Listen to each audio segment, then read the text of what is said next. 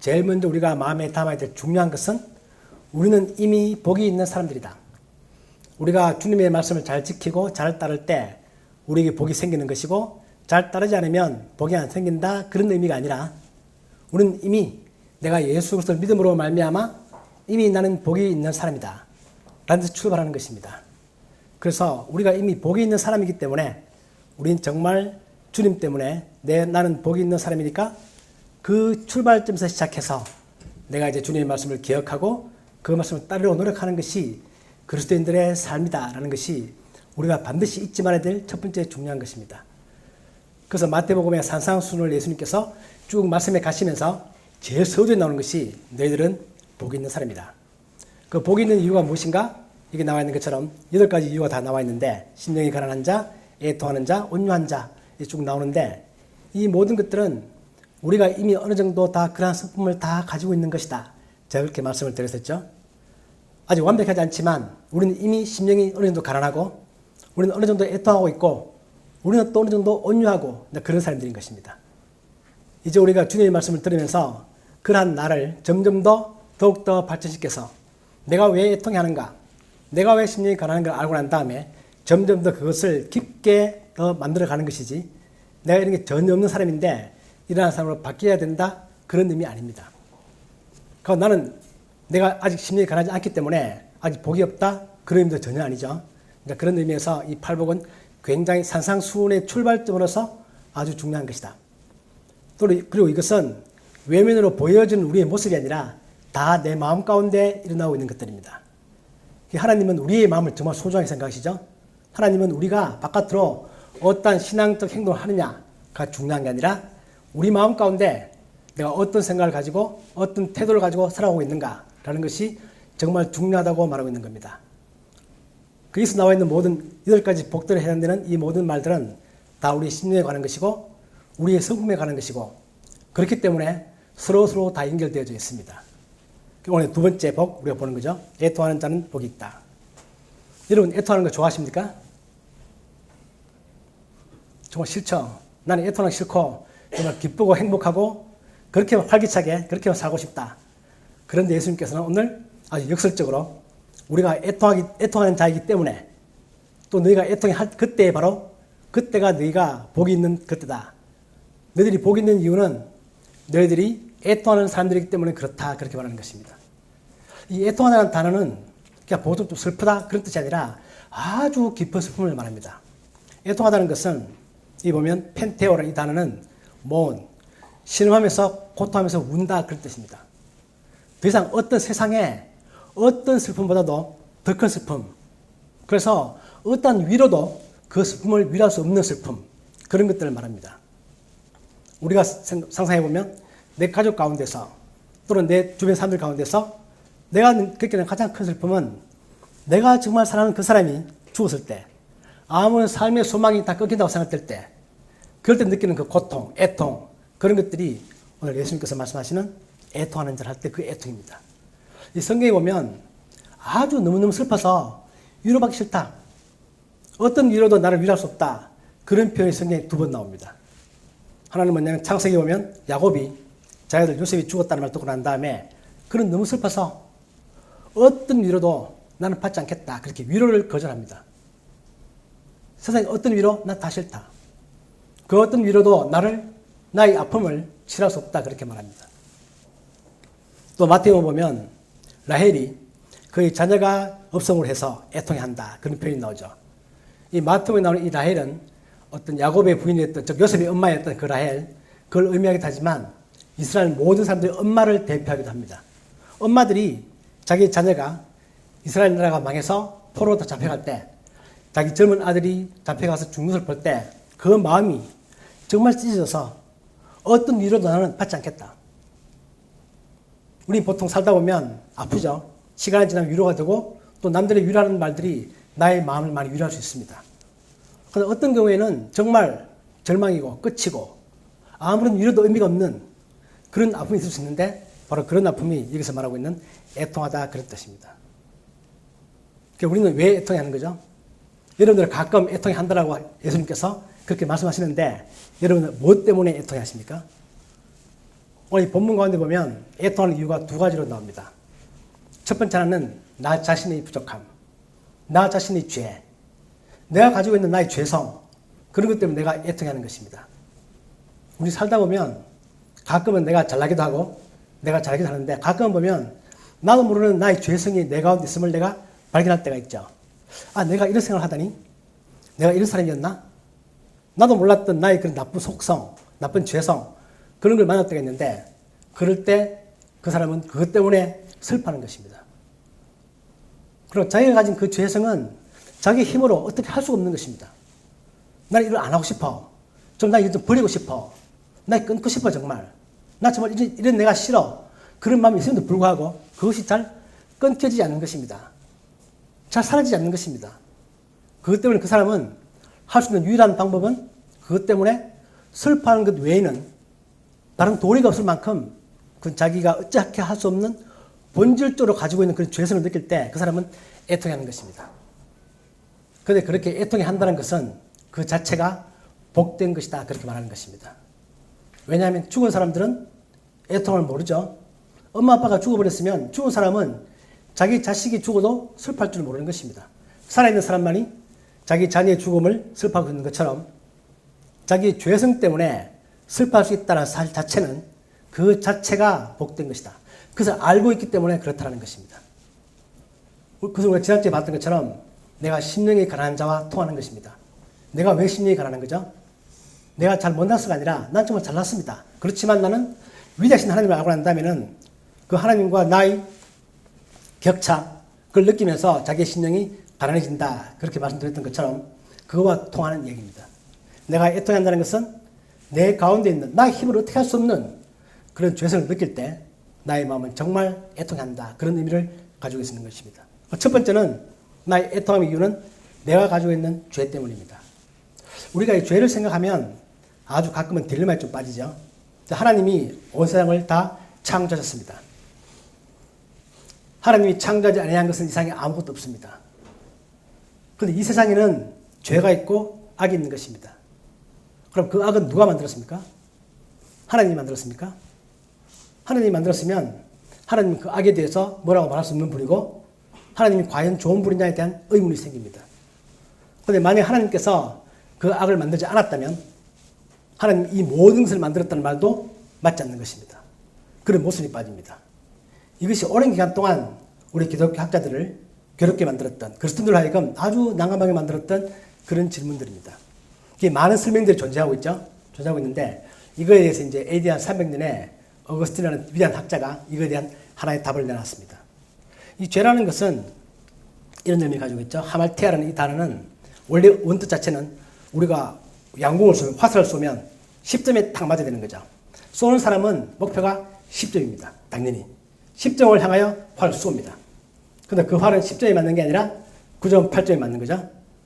그럴 때 1점과 2점 정도에 부족한 것. 그러니까 원래 의도했던 것과 차이가 나는 것. 그런 의미가 그 단어가 하말테라는 단어인데 그 단어가 바로 우리가 죄라고 부르는 그 단어입니다. 하나님께서 우리를 만들 때 하나님을 영화롭게 하고 정말 우리가 거룩하게 살도록 우리를 그렇게 만들었지만 그 목적에 부족하게 살 수밖에 없는 우리, 그 격차, 그 차이, 그것을 죄라고 부르는 것입니다. 그래서 어거스틴이 어떻게 생각했냐면은 악이라는 것은 실존하는 게 아니라 선이 부족한 상태이다. 그렇게 설명합니다. 악은 어떤 실체가 존재하는 게 아니라 선은 실체가 존재한다. 그러나 그 선이 충만하지 않고 부족한 상태, 그것을 악이라고 말한다. 그렇게 말합니다. 예를 들면 빛과 어둠을 갖고 설명하는 거죠. 빛이라는 것은 물리학적으로 양자가 있고 실체가 있죠. 에너지가 있고 광자가 있습니다. 그런데 어둠은 어둠의 실체가 있는 게 아니라 그 빛이 없는 상태. 빛이 어두운 상태. 빛이 부족한 상태. 빛이 많이 부족하면 많이 어둡고 빛이 조금 부족하면 조금 어둡고 그런 것입니다. 그렇게 설명을 합니다. 또 진공도 마찬가지죠. 진공이라는 것은 공기가 그냥 부족한 상태일 뿐입니다. 그렇게 해서 하나님이 만드신 그 세계가 원래 하나님이 의도했던 것은 충만한 선이었는데 그 선이 부족한 상태, 그 상태를 죄다, 악이다 그렇게 설명하는 거죠. 그렇게 해서 이 어거스틴의 설명은 상당히 의미를 주면서 우리가 로마서 3장 23절에서 모든 사람이 죄를 범하였음에 하나님의 영광에 이르지 못한다. 이때 이르지 못한다는 단어가 하나님께 가까이 가지 못한다 그런 의미가 아니라 하나님의 영광이 fall short of, 부족한 상태. 그게 바로 인간의 죄라는 것을 그렇게 설명하고 있습니다. 참 의미 있는 얘기죠. 그처럼 우리는 애통하는 이유가 내가 원래 만들어진 나의 존재 목적, 내가 마땅히 살아야 될 그 상태를 내가 살아내지 못하는 그 부족함, 그것에 관해 내가 애통하는 것입니다. 여러분 가운데 그런 마음들 가지고 계시죠? 내가 살면서 가끔 저녁 집에 가서 자리에 누우면 내가 하루의 삶을 들어보면서 내가 오늘 하루 참 잘 살았다. 이 느낌 들기도 하면서 또 한쪽에서는 또 내가 그렇게 나의 원래 의도와 상관없이 그렇게 못 살았던 그런 마음을 가지면서 약간의 뉘우침도 갖고 하나님께 회개도 하고 가끔 그게 좀 지나치면 좀 슬프기도 하고 내는 그렇게 살지 말아야지 그런 마음들을 갖는 것입니다. 그러한 것들을 예수님께서는 애통해한다. 너는 지금 조금 슬퍼할지 모르겠지만 너희 속사람은 어쩌면 아주 그것 때문에 아주 많이 슬퍼할지 모른다. 그러나 너는 그것 때문에 과도하게 슬퍼할 것이 아니라 그 자체가 너에게는 복된 상태이다. 그렇게 말하는 것입니다. 그래서 우리가 성경에 보면 이런 부족함에 관하여 하나님께서 그것을 회복시킨다. 그렇게 말하죠. 이 회복이라는 단어는 redeem 그렇게 부르죠. 영어로. 성경에 보면 redeem, redemption 그렇게 부릅니다. 그죠? 이게 속량, 구속, 구원 그런 뜻이죠. 우리 이 단어는 제가 이런 거 많이 보시죠? 어떤 쿠폰을 갖게 되면 이 쿠폰을 redeem 하세요. 딱 그러면 그 말이 무슨 말입니까? 이 쿠폰을 이렇게 눌러서 그걸 우리가 돈으로 바꿔서 자기가 원하는 물건을 살 수 있는 거죠. 그걸 우리가 쿠폰을 리딤한다. 그렇게 말합니다. 전자상거에서 가끔 등장하는 용어죠. 리딤한다. 이 말을 보면 바로 그런 것입니다. 내가 저 물건 갖고 싶은데 사기 전에 어떤 이벤트를 해서 쿠폰을 줍니다. 그죠? 근데 쿠폰을 내게 되었습니다. 나는 이제 그 쿠폰을 저 물건을 내가 바꾸는 행동을 내가 취해야 되죠. 그걸 여기서 리딤, 상거에서 그런 용어를 쓰죠. 이 단어가 재밌는 개념을 좀 갖고 있는 것입니다. 이 말이 의미하는 바는 뭐냐면 원래 저 물건은 당신 것이었는데 고객님 것이었는데 이제 정말 고객님 것이 되는 것입니다. 이 쿠폰을 누리기만 하시면 원래 여러분의 것이 된 것들을 여러분의 것으로 되찾아 가십시오. 약간 이런 의미를 갖고 있는 거죠. 강하게 마케팅을 하는 것입니다. 그것처럼 리딤이라는 단어는 하나님께서 원래 우리가 하나님의 것이었는데 우리가 죄 때문에 하나님 것이 아닌 것이 되었을 때 하나님께서 예수 그리스도의 피의 십자가를 가지고 우리를 정말 다시 자기 것으로 만들어 가시는, 되찾는 그런 것을 말하고 있는 것입니다. 그것을 바로 우리가 구원이다. 그렇게 부르는 거죠. 두 번째 우리가 슬퍼야 될 이유는 뭐냐면 정의죠. 아까 우리가 기도하셨던 것처럼 이 사회에 정의가 없음에 대하여 우리가 애통해야 하는 것입니다. 그게 두 번째 애통하는 이유인 것입니다. 이 정의라는 것은 하나님의 속성이죠. 하나님은 이 정의를 어떤 종교적 활동보다도 더 중요하게 생각하십니다. 예수님 말씀에 보면 너희가 박하와 회향과 건초의 11조를 바치지만 율법에 더 소중한 바 정의와 긍휼과 믿음은 버렸다. 그러니까 율법이 말하고 있는 것처럼 어떤 종교적 행동보다도 그 자체가 말하고 있는 더 소중한 것은 사회에서 정의를 행하는 것이고 긍휼을 베푸는 것이고 하나님을 신뢰하는 것이고 이런 것입니다. 우리가 매일매일 직장 가운데서 이 조직 가운데 정의가 실현되어지고 이 사회 가운데 정의가 실현되어지고 그래서 하나님께서는 정말 바라시는 것입니다. 그렇지 않다면 하나님께 드리는 모든 제사는 다 의미가 없다고 말씀하십니다. 하나님은 그렇게 말씀하시는 거죠. 그처럼 우리가 매일매일 삶 가운데서 정말 정의를 행해야 하는데 내가 살면서 정말 나는 그렇게 살지 못하는 것에 대해서 내 자신이 또한 사회가 그런 것이 부족한 것에 관하여 내가 슬퍼하는 것 그걸 우리가 애통해야 한다 그렇게 말하는 것입니다. 하나님께 계속 마음을 쏟는 것입니다. 그런 것들이 바로 우리가 여기서 애통해야 하는 것이 왜 복된 것인가 라는 것을 말하고 있는 것입니다. 바울이 로마서 7장에서 이런 애통해야 하는 마음들을 잘 표현하고 있습니다. 로마서 7장에 보면 바울이 그렇게 생각하죠. 내 삶 가운데 두 가지 마음이 있는 것을 내가 깨달았다 라고 말합니다. 바울이 이것을 깨달을 때에는 바울이 구원받기 전에 아닙니다. 그는 이미 예수 그리스도를 알고 믿고 복음을 전파하고 그런 가운데서도 바울은 자기 마음 가운데 두 가지 마음이 있음을 알게 되었습니다. 하나의 마음은 하나님을 기뻐하는 마음, 또 하나의 마음은 하나님을 자꾸 배반하는 자기도 모르게 하나님을 떠나게 되는 그런 죄성 같은 것들을 발견하게 됩니다. 그럴 때 그는 애통하는 것입니다. 그래서 그는 거기서 오라 나는 공고한 사람이다. 그런 애통함이 나오는 것입니다. 근데 중요한 것은 뭐냐면 이런 애통함이 그냥 그대로 끝나는 게 아니라 이 애통함을 메꾸어주는 하나님의 구원이 있다는 것입니다. 그 로마 7장에서 바울이 아주 애통해한다 그렇게 말하고 난 다음에 바로 8장에 넘어가면서 그렇기 때문에 이제 그리스도 예수 안에 있는 자에게는 결코 정죄함이 없다라는 것입니다. 우리의 애통함은 우리의 그 부족함은 우리의 애통함에 대한 대상인 부족함, 우리의 죄성, 정의를 행하지 못하는 것 그것들은 하나님의 심판의 대상이 아니라 하나님께서 메꾸어 주시는 부분이라는 것입니다.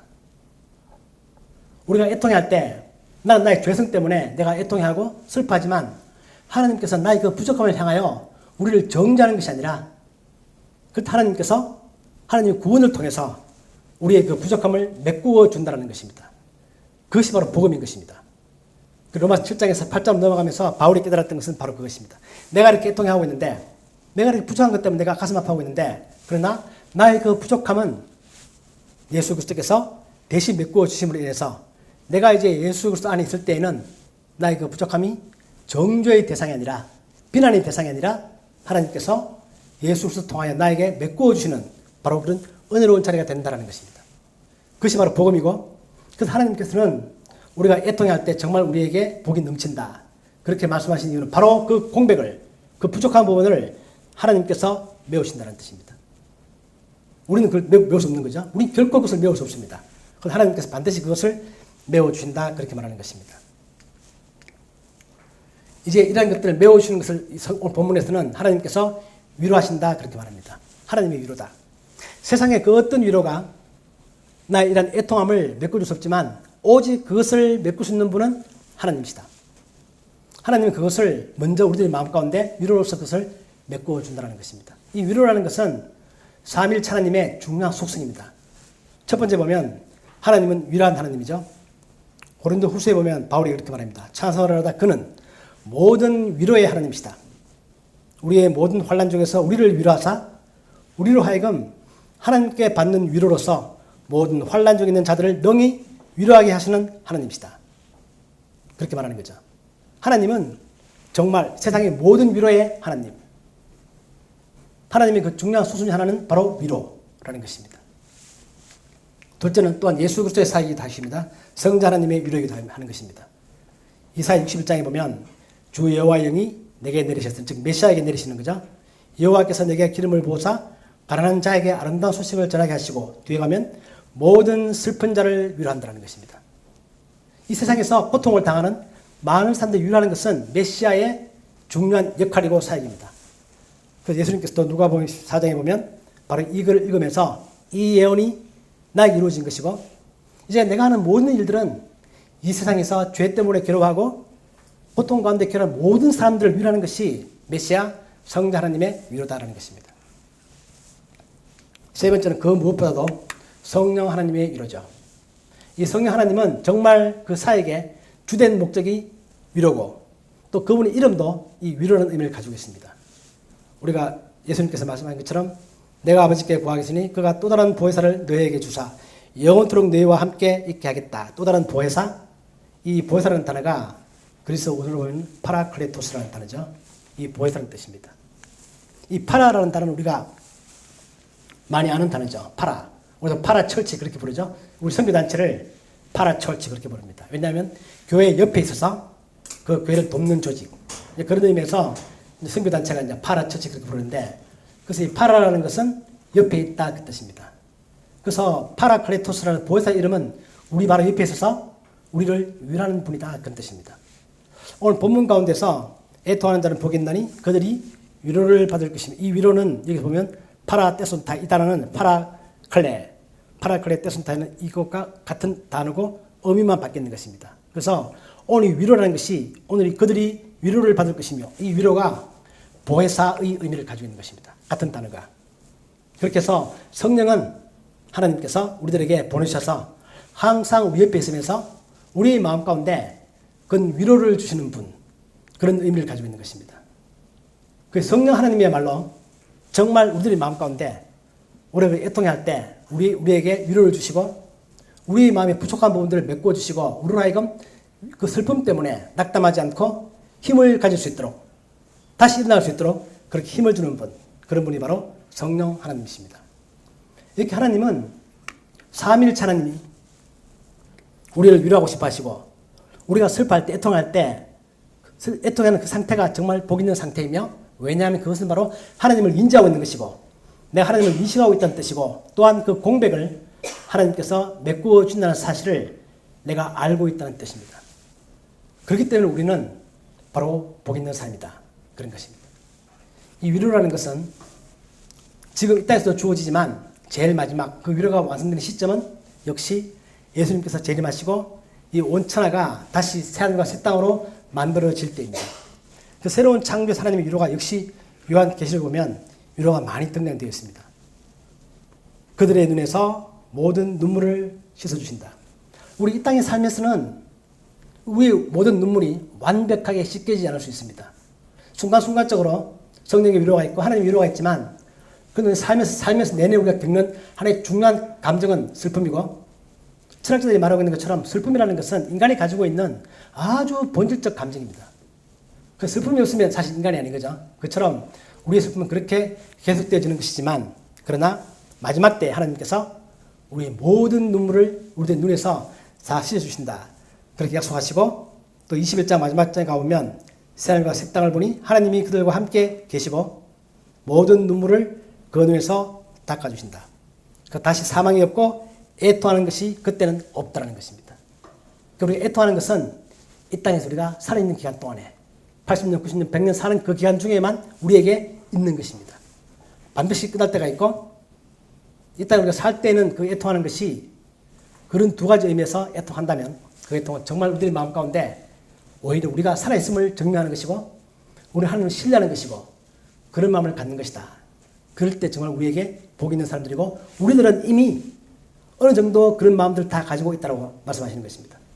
우리는 그걸 느낄 때마다 그것을 무시하거나 작게 만들어버리거나 미화시켜버리거나 그렇게 할 게 아니라 애통을 점점 더 잘 느끼고 내가 왜 애통을 느끼나 그걸 느끼고 그 이유가 무엇인가 생각해보고 과연 나 이 애통에 대한 위로는 어디서 오나 그런 것들을 우리가 잘 생각할 때 그것이 정말 우리가 참된 크리스찬으로서 그리스도인으로 살아갈 수 있는 그런 복된 삶이 바로 그것이 바로 복된 삶이라는 것입니다. 어떤 복이 아니라 세상에 주는 성공이나 출세나 물질이나 그 어떤 복이 아니라 바로 그런 마음 자체가 하나님이 볼 때는 세상에 그 무엇과도 비교할 수 없는 지극히 큰 복, 그것이 팔복이죠. 지극히 큰 복, 슈프림 해피니스입니다. 정말 슈프림 해피니스가 바로 그런 상태이다라고 역설적으로 그렇게 말씀하는 것입니다. 우리가 그런 것을 반드시 알고 내가 그를 만날 때마다 결코 실망하지 않는 그 사람들이 되어야 되겠습니다.